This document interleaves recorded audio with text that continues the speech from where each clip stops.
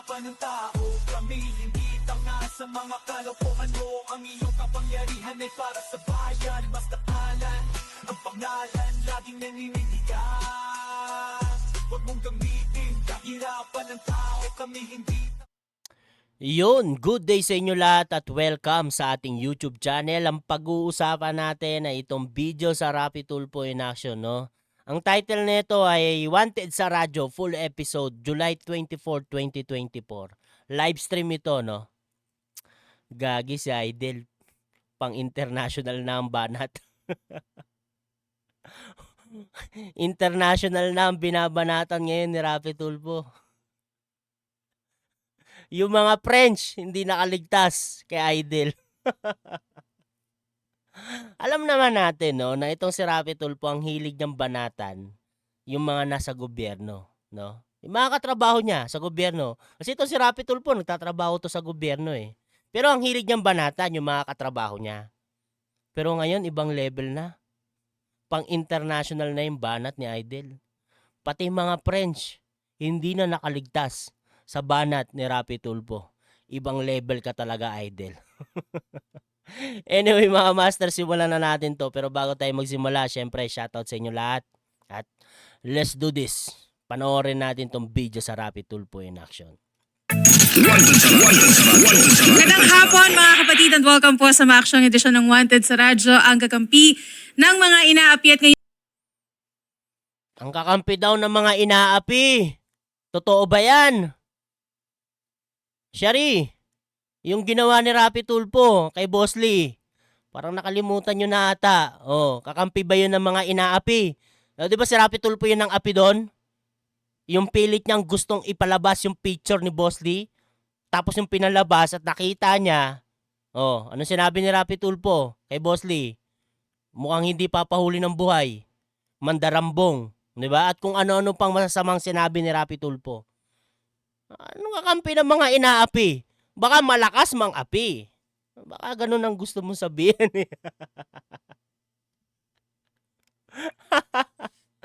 Anak talaga ng tutya yan. Kakampi daw ng mga inaapi. Tik yan. Joke ang putik. Ngayon po ay July 24 at ako po si Shari naman. Mga kapatid, babati na po nag-iisa nating action man and hari ng public service. Magandang hapon at mabuhay po, idol. Joke ulit. Hari ng public service. Saan ang service doon? My goodness. Katapos ng i-content, yun ba? Yun ba yung public service doon? Content muna bago tulong? Wow, yun na pala ang public service ngayon, no?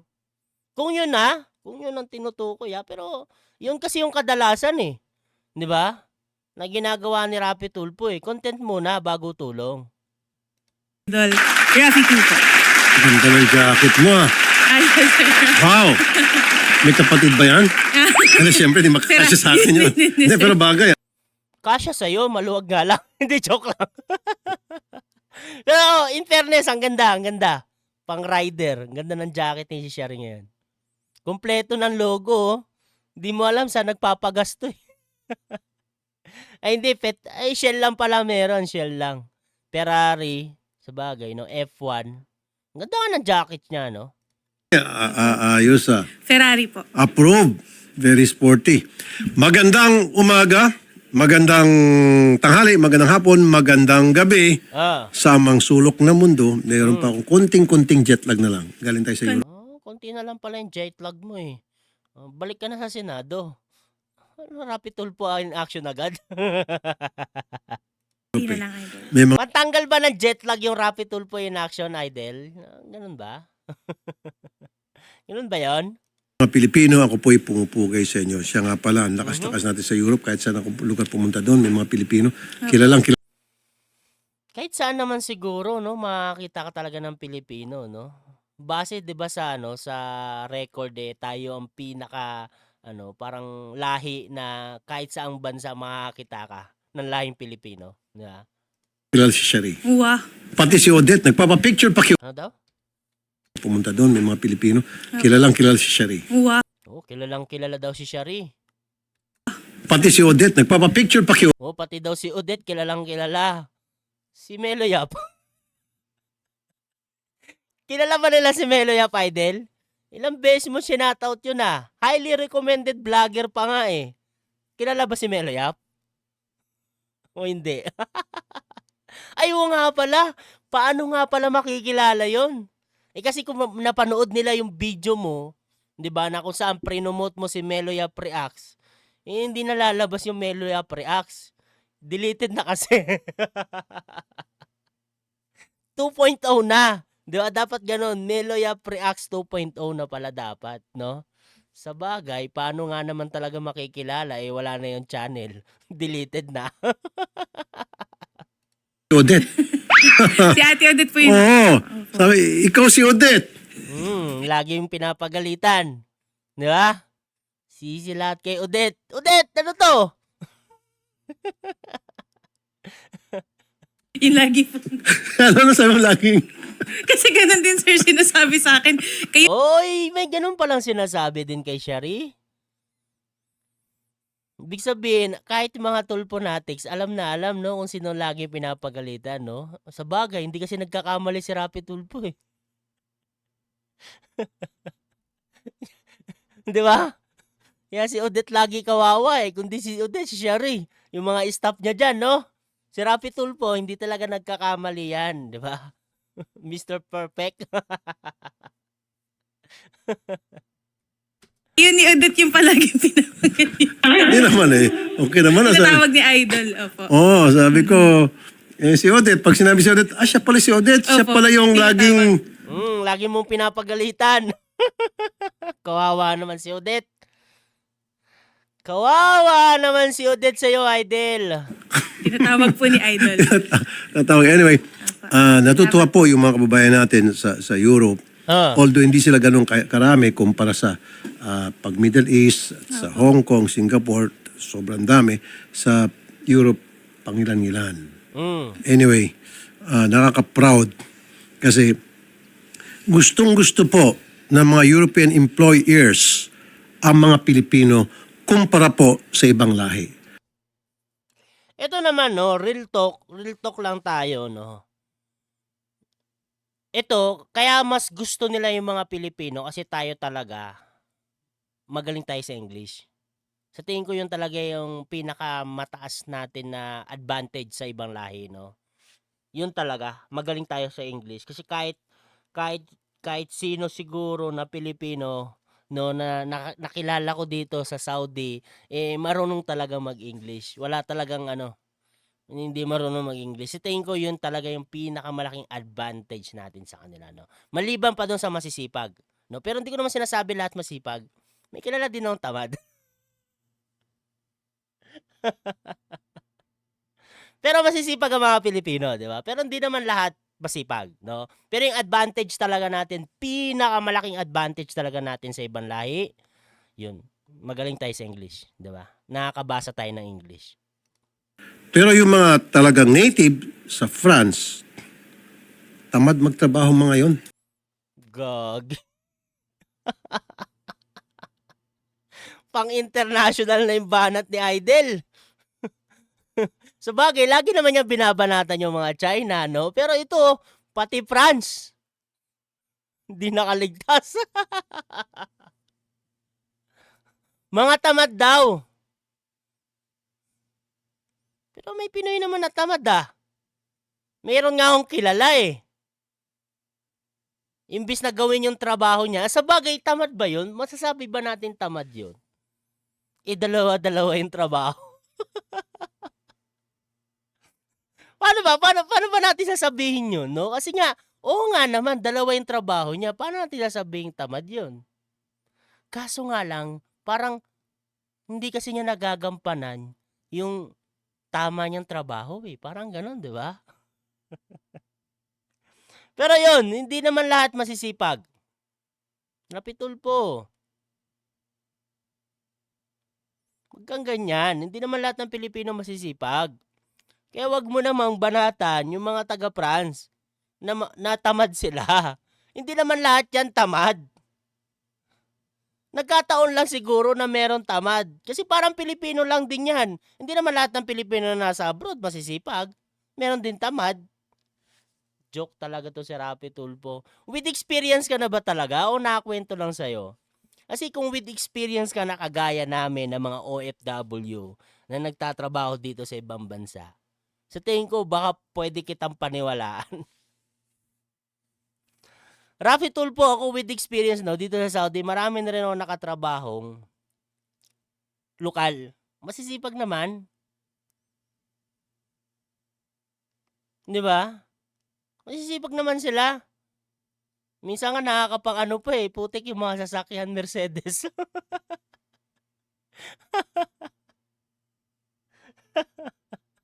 Ang gagara ng mga sasakyan, putik yan. Pero sana, no, dumating yung panahon, no, na ganun tayo, no. Yung Pilipinas, hindi na natin kailangan mag-ibang bansa, 'di ba? Kahit ganun lang eh.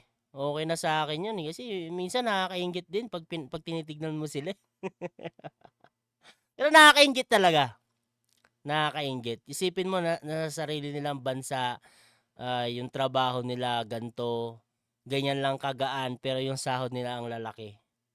'Di ba? Malaki para sa atin, no? Pero malaki na naman din kung tutuusin para sa kanila, no? Pero iba kasi yung lifestyle ng pamumuhay nila kaysa sa atin, eh. 'Di ba? Pero yun yung point, eh. Sana nga darating yung panahon, no, na tayo din, eh, hindi na natin kailangan mag-ibang bansa parang kagaya nila, yung mga lokal. Nakakainggit, eh. Isipin mo kasama yung pamilya, 'di ba? Nakakapaglaboy kung saan nila gusto, 'di ba? Yung mga ganung bagay, 'di ba?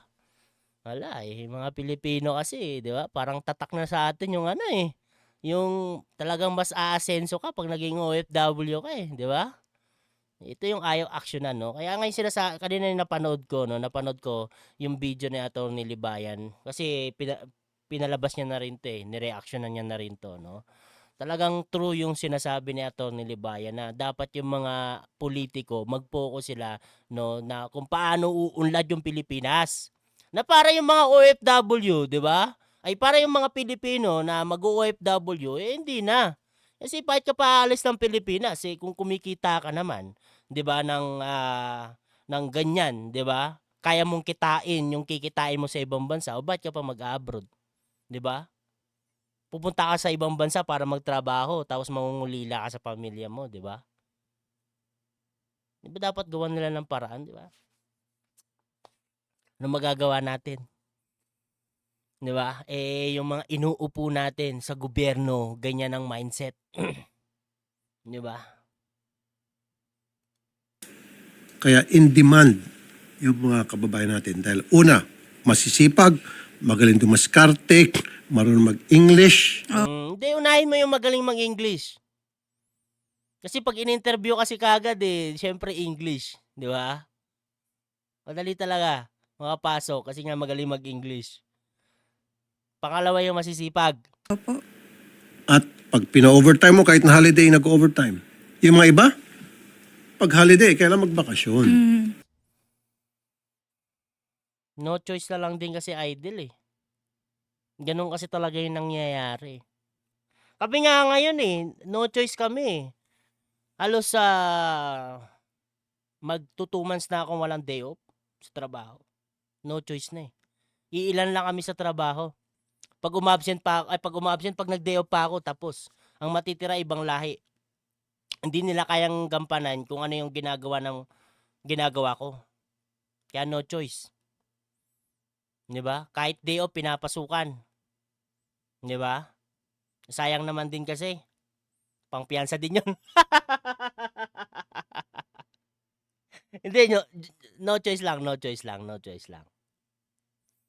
No choice lang din kasi minsan idle. 'Di ba? Kasi yung ibang lahi, yung mga lokal talaga, syempre sila sumusunod sila kung ano yung batas. 'Di ba? Sila 8 hours lang talaga yung mag-duty yung mga 'yan, yung mga lokal dito sa Saudi, 8 hours lang. Never, no? Wala pa akong nakitang nag-overtime sila. Tsaka pag holiday talaga. Hindi sila pumapasok minsan. 'Di ba? Reklamador pa. Gagi, reklamador pa daw. Seryoso ka ba dyan, Rapi Tulfo? Wala ka namang balak bumalik ng Europe. Sa French, wala ka namang balak bumalik sa French. Sa France, 'di ba? France yung, 'di ba? Yung France yung bansa, French yung mga tao, 'di ba? Ganun 'yun, 'di ba? Oh. Wala ka bang balak bumalik ng France? Yagi.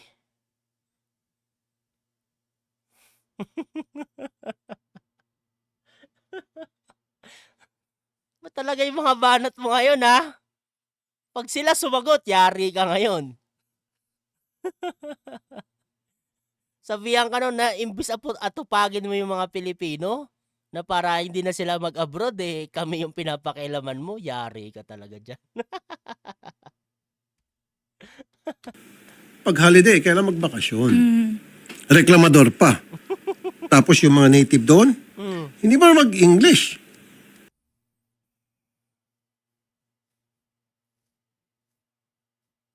Ito lang hindi ko mag-gets yung punto na yan ni Rapi Tulfo. Kasi meron din naman makakatrabaho, hirap din talaga sila sa English. Mga lokal. Kasi bakit pa nila kailangan matuto ng English? Nandito nga sila sa sarili nilang bansa.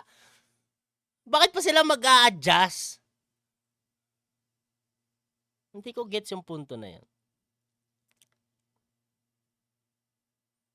Kasi kung ang lengguwahe talaga nila, no? Kasi itong Saudi, meron din talaga dito na, dito sa amin, sa Saudi, dito sa Saudi, meron talaga dito na hindi marunong mag-English. Mga lokal na talaga hindi marunong mag-English. May mga customer akong ganyan. Kaya ako, hirap din ako minsan makipag-usap kasi hindi naman ako expert talaga sa Arabic. Pero yung mga simpleng Arabic, kaya kong salitain. Di ba? Rapi Tulfo naman. Kung hindi hirap sila sa English o hindi sila marunong sa English, so what? Ilokal naman sila. Kung ibang lahi, sa tingin ko, baka yun, mahihirapan. Di ba? Pero, lokal, parang,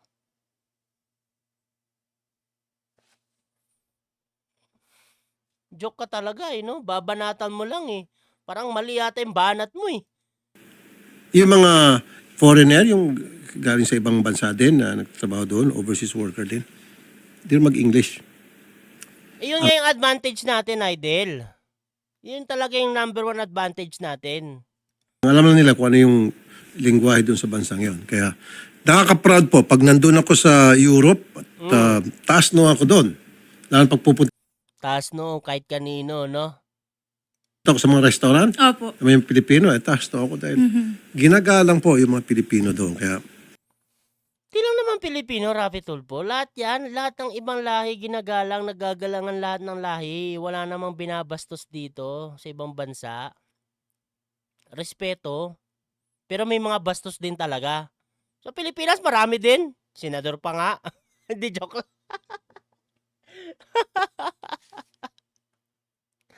May mga bastos din, Rapi Tulfo. No, sa Pilipinas. Senador pa nga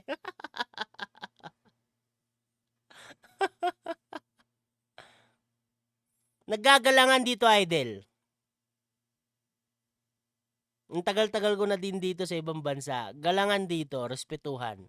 Kahit anong lahi ka pa. Kahit hindi ka marunong mag-English, magrespetuhan tayo. 'Di ba?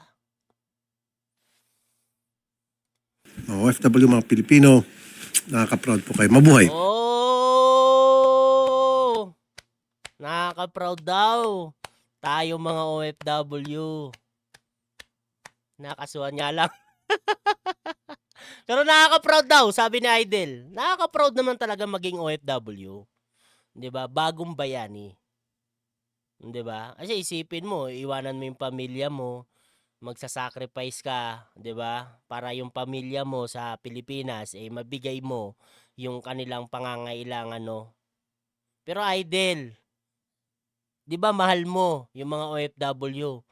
'Di ba sana isipin mo na isang araw, no, dahil ginagampanan mo mabuti yung trabaho mo, 'di ba sana iniisip mo sana isang araw wala ng OFW kasi yung kikitain nila sa ibang bansa, kikitain na nila sa Pilipinas kasi nagawan mo na ng solusyon. Gawin mo kasi ng mabuti yung trabaho mo. Di ba dapat ganun yung iniisip mo? Ay, gagawin ko na ng mabuti yung trabaho ko para hindi na ako makakita ng Pilipinong OFW. Nakaka-proud naman talaga makakita ka ng Pinoy sa ibang bansa. 'Di ba? Pero bilang ikaw isang politiko, 'di ba parang ang daming Pilipino, no? Talagang umaalis talaga sila ng Pilipinas para mag-ibang bansa, no? Talagang mahirap talaga tayong bansa kasi kailangan pa nating dumayo para kumita ng mas malaki pera. Idol naman. Isip ng ganun para yung mindset natin, no? 'di ba? Papunta doon, papunta sa successful. 'Di ba? Maganda 'yun. Isipin mo wala nang OFW na mag-iibang bansa, 'di ba? Wala nang Pinoy na mag-iibang bansa kasi kaya nang kitain sa Pilipinas yung perang ganito kalaki na kinikita sa ibang bansa, 'di ba? Talaga nang tuwa siya si Idol, ano? Trabaho ka kasi. Pukpukin mo yung mga katrabaho mo, 'di ba? Ang hilig mo naman manita. Pukpukin mo yung mga kapwa mo senador, mga kapwa mo nagtatrabaho sa gobyerno na ganito dapat ang gawin natin. Kasi yung sa ibang bansa, yung mga Pilipino parang padami ng padami.